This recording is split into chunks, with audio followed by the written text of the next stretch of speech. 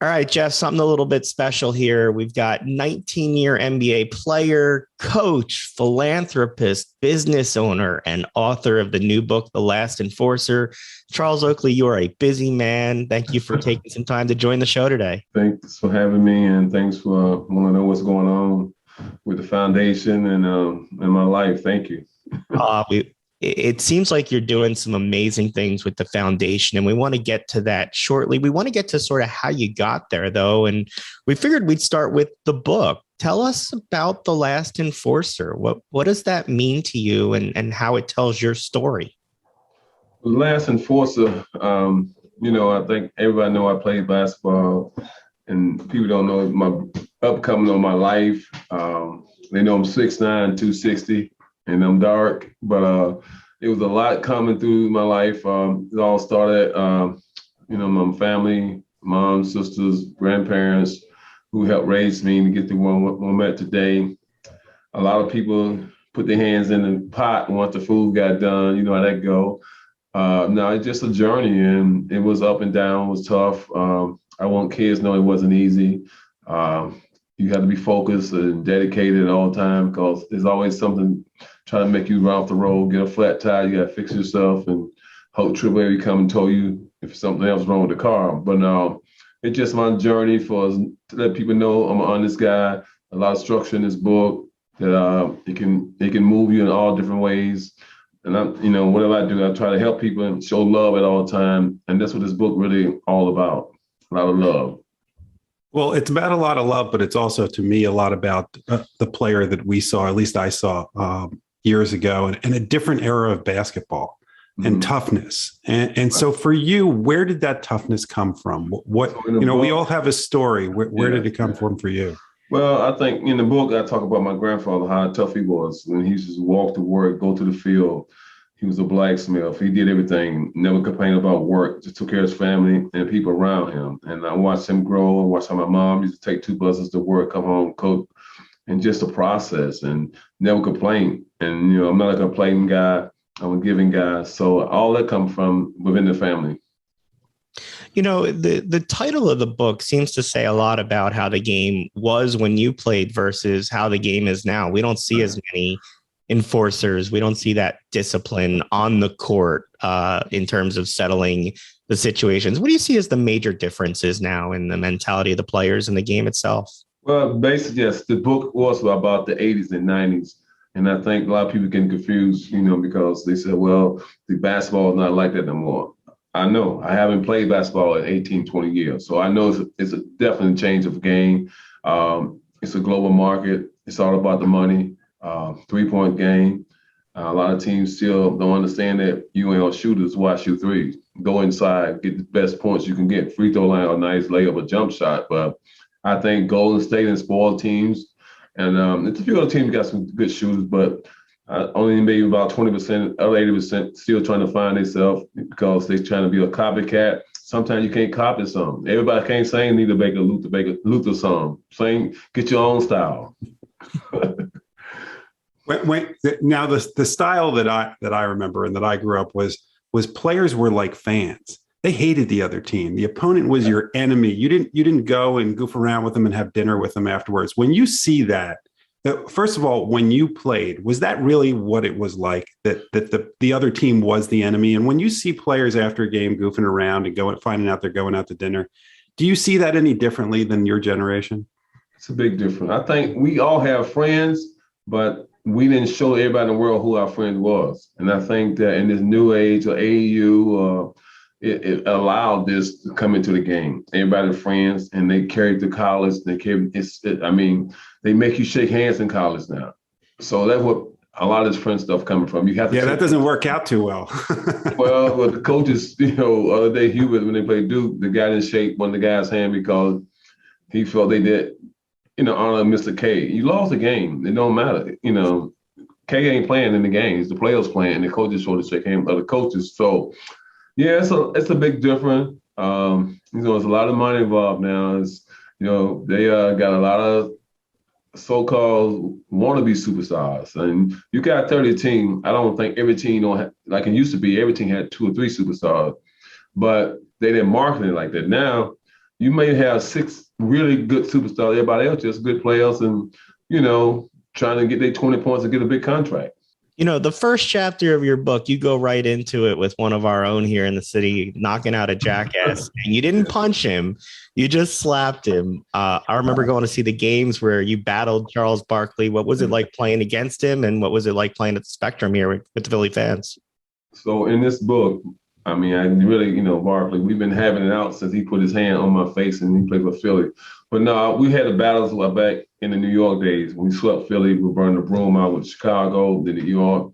Barkley's a great talent. I know he played with Moses Malone, Dr. J. They didn't like him. He won't say it publicly, but he wasn't a leader, and he acted like he know everything. He wanted to be a governor. He want Alabama. He want to run for mayor. He don't have no quality. He on TNT. They let him say everything, so he think he know everything. So, I know Philly fans, he did a lot for the city of Philly when he came out of Auburn. He showed, he didn't let him down for us come and play. But like I said, I didn't win a championship. He didn't win one. Patrick didn't win one. Carl Malone didn't win one. So we all in the same bag for us, like bringing your team a championship that he was on the longest. But like I say, they love him on TV, so I can't really watch him on TV because my screen, he's so big now. So I think he'd be more eating at halftime of these games than anybody. But he's, like I say, he's good for TV. I don't know if he's good for the kids who watch him. One of the things that you're good for is that you went to an HBCU, right. and HBCUs have now become more and more prominent. What is it like for you, and how proud are you that you went to an HBCU, and how do you think HBCUs, the role has changed since the time that you went there? It's definitely changed. I ain't said it had got better for sports. I think it's lesser than sports now because you don't get a lot of players coming out. You got a lot of guys came out back in the 60s, 70s, 80s from the historic Black college. People don't have big names in the sports, but people probably he probably went to Clemson, Alabama, Ohio State, Michigan because the name of the person. But I just went to my school, CIAA in Baltimore this year. Virginia Union lost to Fayetteville. I think it's a lot of opportunities to tell kids that, if you can't get into a big school, it's okay to go to a smaller school. But as kids don't know, it's because you go to Duke or some other school, they still got some of the same books. It's a subject. If you're engineer or you're if you want to be an economic major, politics. So some of the books are still at the small school, just like they're at the big school. And just gotta, some people can't go because of finance, their parents or whatever can't get the grants alone. But I think it made big steps since the back when I played. So you finish your career in HBCU, and you're told you're not going to go in the first round, so you don't go to the draft. You're at your coach's house, and then all of a sudden you're picked ninth by the Cavs and traded to the Bulls, and here you are playing with this guy. You may have heard of him, wrote the forward of your book, Michael Jordan.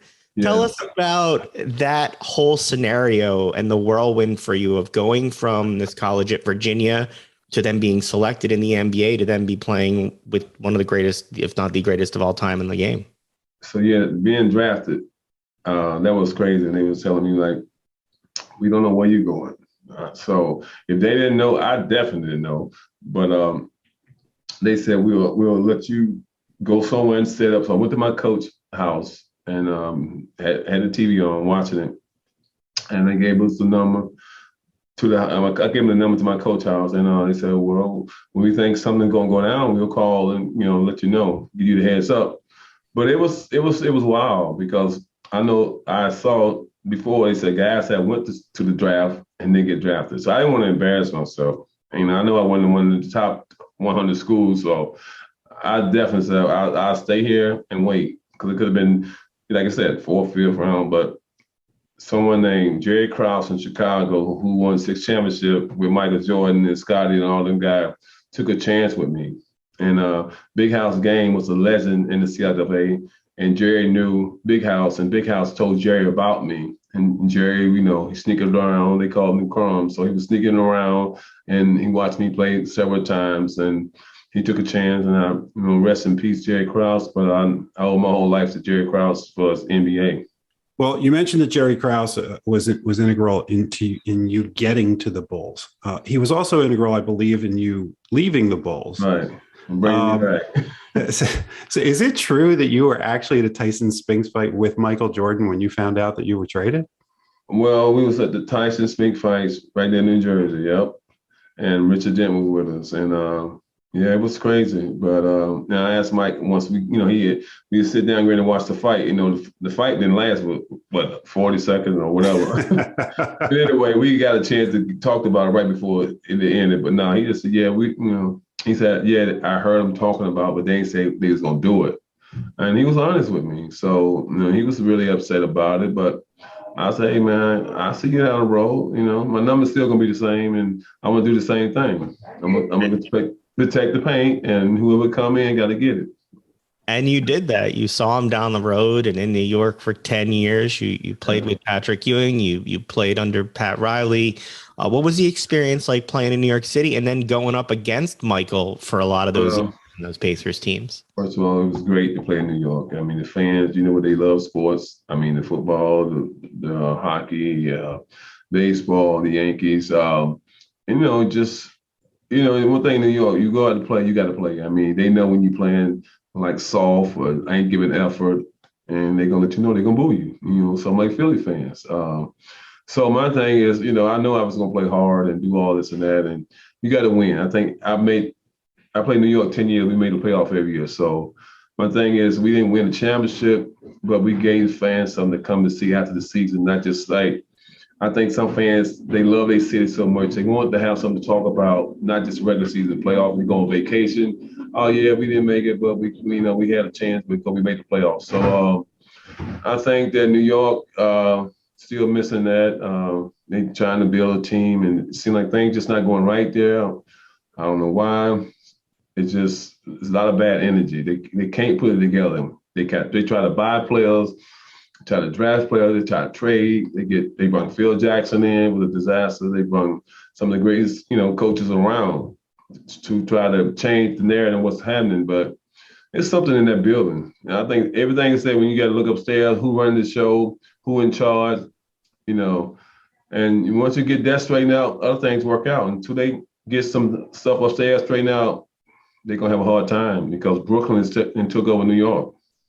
As somebody who played in the league for a long time, went to many different cities, what was your favorite city to play in as the adversary? They said that all the time. My job was, I think that, the weather probably in Miami, LA, but I just looked at every game that I had to go out and perform. I didn't try to, say I was going to do more in one city than the other city was basketball. So I kept it professional.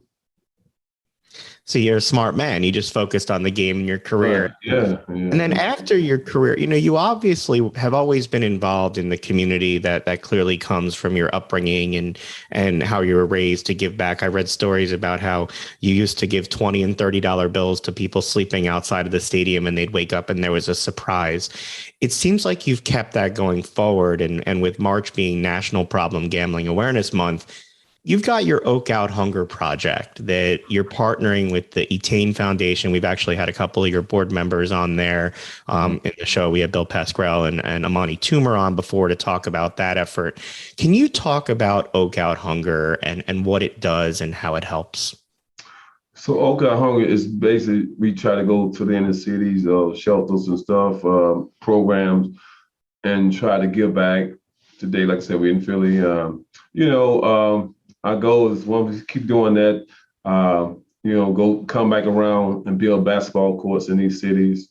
We just want to show people that, we got something going on with Oak Out Hunger. My partners, Wages Score, who we been doing this, but now I have a investor into me to be a partner.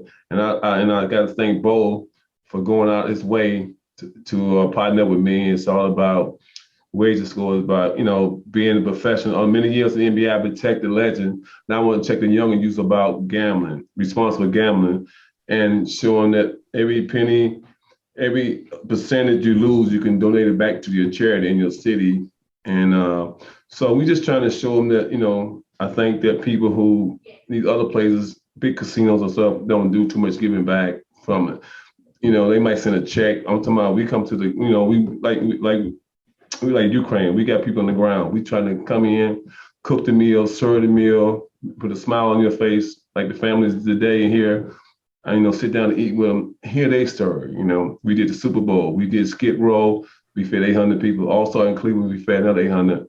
So we're just trying to show you, we're not trying to just be a flash in the pan and just never come back. We always recircle the city we go to and let them know that we really appreciate them giving us a helping hand, what we doing, and we trying to get back. It's got to work with both. And just, like young generation, they need to support and let them know that, but you got to be 21 over.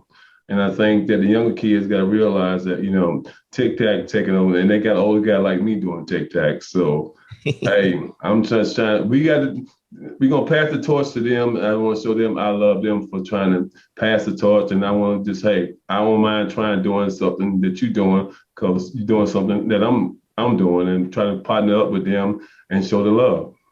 How important is to you've developed a large platform because of who you are, because of your personality, because of the way you played the game. You're now using that to give back to your community. How important is it for you to do that? And how important is it for you to teach younger people that this is what they should be doing, that they have an obligation more than just to go out and make money or become famous, but also to give back to their community? I think that's a lost art these days because management, especially, I think the NBA don't make, like, I think when I played with, like the New York, Chicago, they had every year you had to do 8 to 10 appearances outside of your contract. And now I don't think that demand is on these players because I see a lot of people be wanting, how can I get in touch with this guy, that guy? Ain't no point in getting in touch with them. I think that you see stuff. They got to see it. I mean, I know they're flying private planes and getting limos straight to the hotel, but it's stuff out here to be right around the block sometime when you out of, that's what I used to do when I played. After lunch, I walk down the street and you see so much, it take, my heart was just like, wow. And, I think they can make you stronger too, not just because you want to be stronger because you're always around your friend and family. Other things can, if you got a good heart, other stuff can like humble you to like really think about other people too. And I took that to liking. And when I was seeing them people when I was walking down the street, and like when I was even when I'm coaching the big three, I still do some of that stuff. I got a few minutes to walk around, see people, and see people laying on the street. They need a helping hand. If ain't nothing but a sandwich or coffee or something, it's just a thought. I mean, sometimes people don't know who did it, whatever, but the man upstairs looking down know, if you real or not.